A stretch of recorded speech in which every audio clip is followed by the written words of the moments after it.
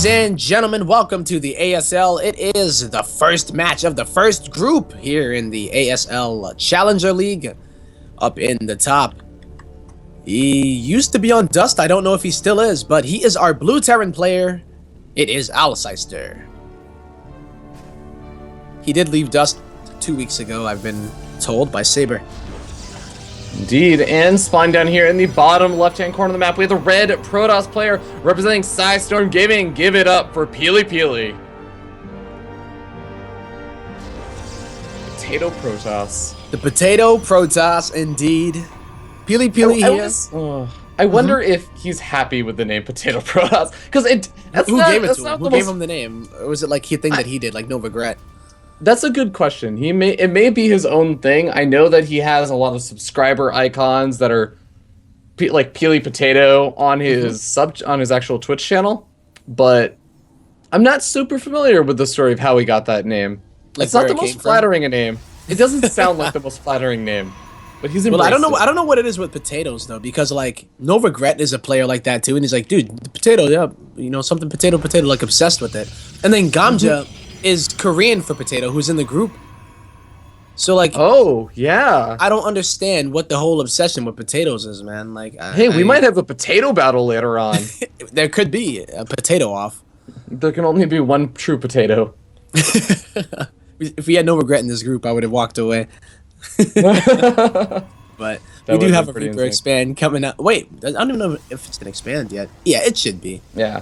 So we got a Reaper expand coming out of Alceister, and then PiLiPiLi going here for the gateway into the Nexus, and then the core. Yep, and even got those initial 2 pylons placed down right along the side of his mineral, both sides of his mineral line for his main base, just because he knows, hey, the mothership core and being able to photon overcharge on either side of the mineral line is so important, preventing that Reaper from being as annoying as possible. And even chrono boosting out the Adept, so really wants to make sure he doesn't have to deal with any kind of annoying Reaper harassment. This Adept should easily be able to take care of that Reaper. Yeah. Bam. Oh, especially if it's not taking he's not even gonna walk care. around. No, that Reaper's getting killed. And it didn't even really do anything. I don't even think it went into the main to scout if PiLiPiLi like somehow floated his Nexus away. Oh, yeah. So he does say pause right quick.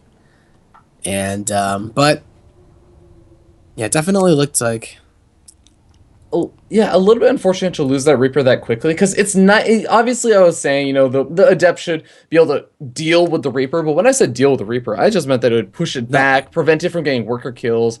Maybe the Militia Corps would have to get a little bit involved, but it probably wouldn't have to photon overcharge. But one of the things that the Reaper did scout was very cute, but it did scout out that the Nexus was there, so he knows this isn't some kind of crazy one-base all-in. But he did also scout that there was that second Adept being chrono boosted out, so that should give him a little bit of time to say, okay, I gotta be a bit careful about moving out with anything super early if I'm gonna have any Marines out on the map. I know it's not super common, but you know, if a Marine does try to move around and scout for proxy pylons, or I guess even just making sure that your Marines are well positioned so they don't take additional shots when at the front of your main base. But I mean, it's a full wall off. There's not a whole lot that he really needs to scout right now. I know, right? It's the timing, right? Like you get in there, you just poke in, and then you try to get out. It's a little bit harder for Reapers nowadays too, because the photon overcharge, like I think it's so two-shot them, or it two-shots them. Yeah, and it two-shots them, and you can't even get away. So. It's a big frustration for a lot of Terran players, and I've seen very, very few instances where Reaper is in range for one photon overcharge shot, and it doesn't just end up dying to the second one, because they happen pretty quick. Yeah, I mean, if you can scout the pylon in time, then you're going to be like, okay, I don't want to go in anymore. Like, forget about it. Yeah, so, absolutely. But our Potato Protoss, man, it's about to make some French fries. I was like trying to think of something, but I'm like, I don't even know. I can't do it. Ooh, my brain is still kind of fried, but yeah, this Adept is gonna be just barely out of range of that command center. I think I almost feel like if he had gone just a little bit further to the left side of that supply depot, the wall in, he may have seen the command center. Like he's just barely out of range, but not gonna end up happening. And he's gonna be going for the Oracle. Yep. So he should be able to see that when he does fly in, and this is a really fast third command center out of Alceister. You know, I don't know how often I see this in PvP or in TVP, but he's going for it pretty quickly, and PiLiPiLi is doing the same kind of thing as he does get his Forge out. So even though he's getting the Oracle now, he is planning to go into. It almost looks like he's playing PvZ, and Yeah. so is Alceister, looking like he's playing TvZ without the Hellions. Yeah, I'm very interested to see where this is going to end up going, because PiLiPiLi, he's seen the factory and the starporter going there, but I don't know necessarily if he should have had the full information to realize, hey, wait a second, there's a very, very fast third command center that came out also from Alceister. That's going to mean that he's not going to be facing a lot of early aggression, because the Oracle is going to be able to move in and get some nice damage done with no missile There's turrets nothing. There's not even any. Oh no. All of these units, the mules are going to get targeted down first. And oh, GG! Wow! Alright. that's all she wrote. Ladies and gentlemen, welcome back to game number 2. Here we are on the Prion Terraces, and it is going to be game number 2 because that was a very quick game number 1, you know? Hopefully this one won't be as quickly, end as quickly. So we have our blue Terran player currently teamless at the moment. It is Alceister. And his opponent spawning up here in the top left-hand corner of the map, representing Sidestorm Gaming, up 1-0 in this best of 3. Give it up for PiLiPiLi.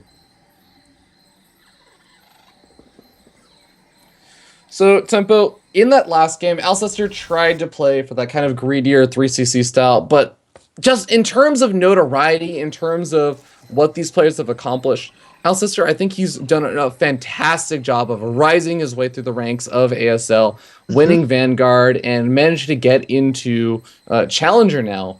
But PiLiPiLi is a player who is accomplished quite a bit. And if you want to beat him, like, this is the guy that beat Snoot not but 2 days ago. About 2 days ago, yeah.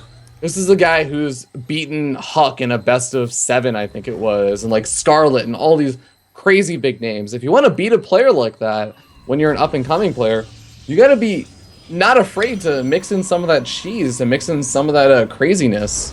Something, right? Like, it felt like I didn't know what Alceister was really setting up for, and he just got blindsided. Like, usually you will always take those precautions against the Protoss, right? So yeah, to even have enough Marines to deal with it, whether it be a Cyclone, I think somebody mentioned as well.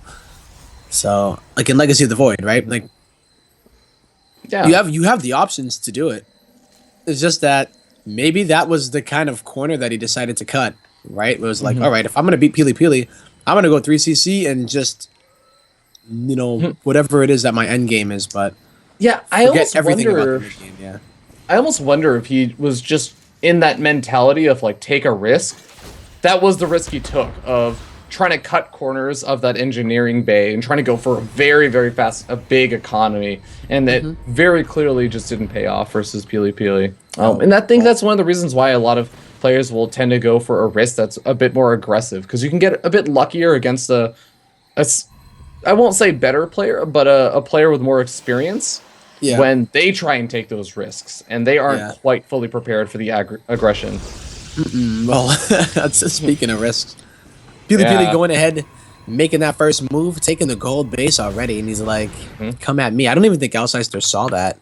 He jumped in with the Reaper. Well, Alceister is... I mean, PiLiPiLi is going to be the one on the defensive if he is aware soon of what's going on, because Alceister is not taking a command center, is not looking to expand, and this is looking like PiLiPiLi could potentially be in trouble depending on when this attack comes, because that gold expansion is very far out. It's very far out indeed, right? And does he have a pylon? He does have a pylon, 2 pylons about to start. But that income, you know, when you're going to be dealing with a 1-1-1, it usually was that. Well, it's not even a 1-1-1, it's like a 2-1-1. You know, that you usually needed the income from the natural base to make it happen. And if you get a gold income, that's going to make it a bit easier. So he needs to figure out that it is that, because he hasn't scouted at all. PiLiPiLi hasn't sent a probe across the map this game at all. Well, 50 seconds until Resonating Glaives finishes up now, actually closer to 40 seconds, and he's warping in a lot of Adepts that are going to do quite well against the Marines at least. The Cyclone should be able to run circles around these Adepts all day long, but it is going to take some time for it to actually manage to get those kills. Well, he's setting up for a big attack with the Adepts, but he's about to find out that, yep, here comes the push out of Alceister. Yeah, I like this micro from PiLiPiLi, just trying to keep in these Adepts alive for as long as possible and buy time, because now Resonating Glaive is going to be finishing up in a matter of seconds, and once that finishes up, this push is going to be so much easier to hold, and not only that, but he's going to have a big follow-up push of his own with the Warp Prism and all of those gateways finishing. Yeah, and this is really tough here because Alceister's moving all the way back, and he wasn't even like kiting back with the Cyclone, like getting some damage done. He's just going to be flooded by Adepts. They're going to be everywhere too. This Liberator has quite a bit of work to do. I don't know if the Liberator is going to get an opportunity to do a whole lot, because the Cyclone immediately gets focus fire down. Marines are just going to get massacred. 2 Adepts, only 1 Adept's up to falling, and PiLiPiLi takes his second victory. Wow. Just